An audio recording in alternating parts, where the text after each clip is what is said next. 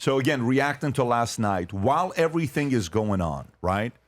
Kenneth said something about Democrats figuring themselves out right now as they're going through this next. I'm paraphrasing what you said earlier, but here's CNN talking about who is their leading candidate, and Harry Enten calls it a clown show. Go ahead, Rob. They're all running, and this is just a downright clown car at this point on the Democratic side. I mean, just take a look here. Top choices for the 2028 Dem-Pres nominee. You have a leader, but it's not really a clear leader. It's within the margin of error. You have Newsom at 19%. Then you have former Vice President Kamala Harris at 18%. Quite a weak number for her, given that, of course, she was the nominee last time around. Pete Buttigieg, who, of course, has run before, 13%. Alexandria Ocasio-Cortez at 12%. This is just a total clown car. It is a total mess. There is no clear front runner at this particular point on the Democratic side. Who the heck knows who the nominee is going to be in 2 years? It's been a long time since we've had a Democratic race like this. Yeah, it has been a long time. This is very unusual for the Democratic side to not have a clear front runner at this point. National early poll leader at least 25%. Look at this. This year, we get the giant question mark. No one. In 2020, when there was no incumbent, it was Joe Biden who was there, Hillary Clinton in both 08 and 16, and Al Gore in both 2000 and 2004 at this point. We're at least at 25% of the early polls. You have to go all the way back from when I wasn't even in elementary school yet, not even in pre-K yet, to 1992. That was the last cycle in which there was no clear front runner. 1992. Said that weird. The way he says like 200 years ago. Yeah, back before phones. Yesterday. Sense of the year out. So what about Newsom? What are the prediction markets saying his odds are? Yeah, okay. So it seems to me that...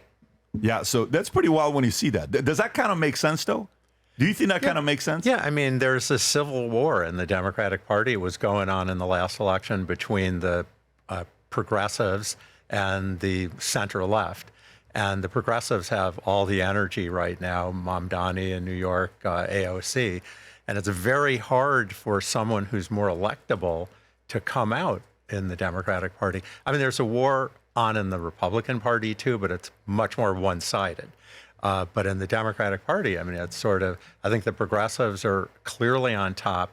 I think it's going to be a progressive candidate, somebody pretty left-leaning, but who knows?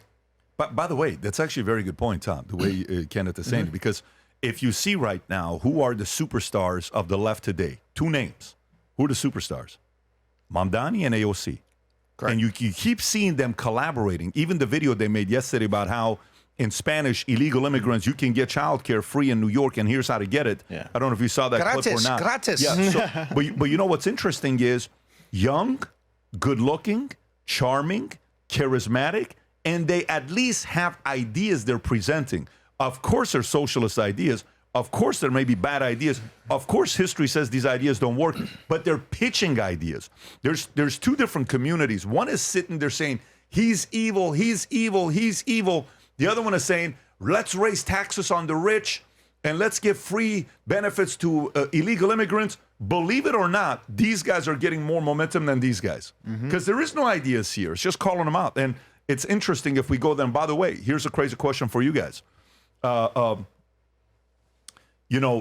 Kenneth, you were around back in 1992.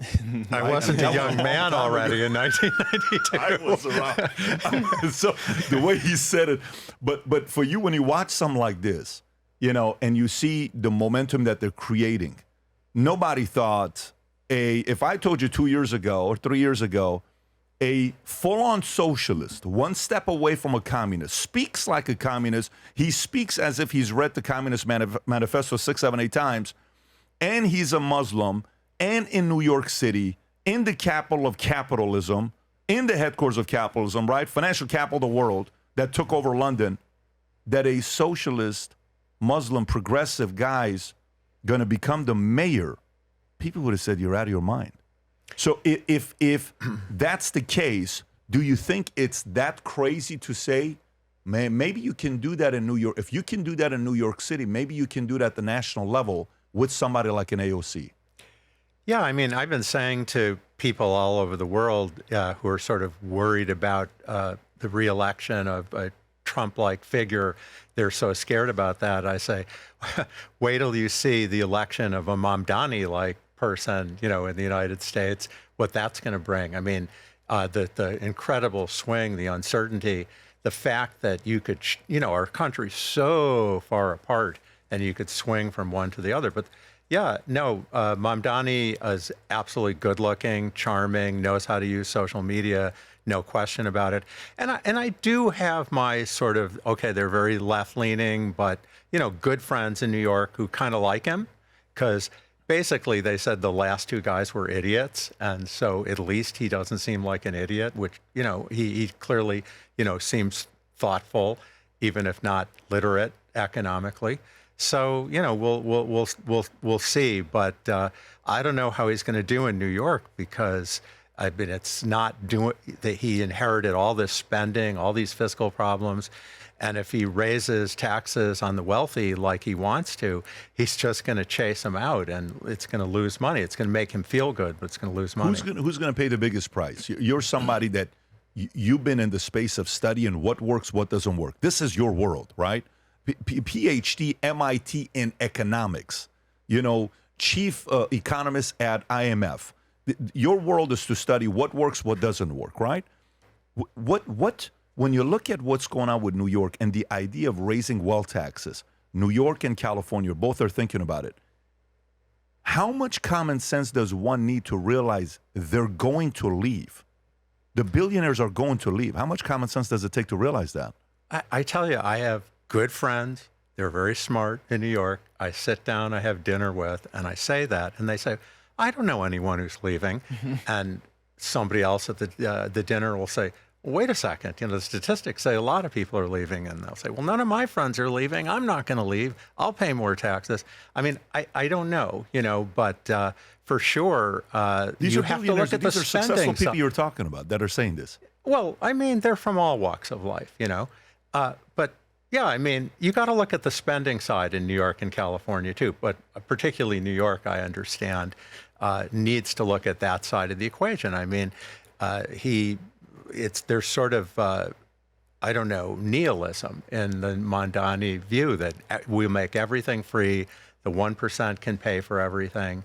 And you can make everything free, but it's a choice. You got to have everybody pay taxes if you want to do that. Yeah, and I don't think that's going to work. And you're starting to see him saying he's going to raise property tax to, what did he say, 9 or 10%? And at the average Joe comes out and saying, what are you talking about? I thought you were going to go after the wealthy. Now you're going after us. You can't do something like this. So now you reacted. So now you may not lose the billionaires. You may lose, not necessarily the upper class in New York, but some of the guys that are family running small businesses, making $200,000 a year, taking care of their wife and kids. You may even lose those guys that are going to sit there and say, I'm going to go look at my options. You're seeing Californians right now going to Nevada, right? Because you go there, state, no state taxes. Another one of those somewhat pro-friendly. Mark Wahlberg bought a place there. Mark Wahlberg bought a place here, I believe, somewhere in Del Rey. You now heard Palantir's moving their headquarters to Miami. You saw Griffin. You saw Citadel. You saw what's going on with folks, with companies moving to Palm Beach. Who would have thought people would have moved to Palm Beach? Think about the talent. The average person you're hiring in Palm Beach, depends on East, closer to the water or the other side, what is the age there? But people are saying, no, I'm still going to go to Palm Beach and, build my business there. So I don't know. I don't know what's going to happen with these two states. I don't know if they're doing it intentionally or not.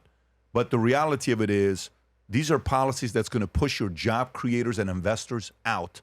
And it ends up hurting middle Americans in those cities. Different types of sales leaders I've worked with the last 20 years. One of them are those that are a boss, that are telling you what to do. One of them is one that wants to be a friend. He wants to say, hey, Johnny, let me help you get to this next level. And then the other one is the leader that's sitting down with you, accountable, challenge, pushing you. You can do more, expectation, business planning. Each one of them has pros and blind spots. Once a year, I host an event called the Sales Leadership Summit. This year, we're doing it at the beautiful Trump Doral, March 25th through the 27th, where we talk about topics like this, 200 plus pages in a manual where people from around the world, you have to do a minimum of $1 million a year and 5 salespeople to qualify to attend this. So if you're someone that's watching and saying, I think I'm like a boss, I think I'm like a friend, I think I'm a leader, I want to find my blind spots, click on a link below, fill out the information. One of our consultants will get a hold of you.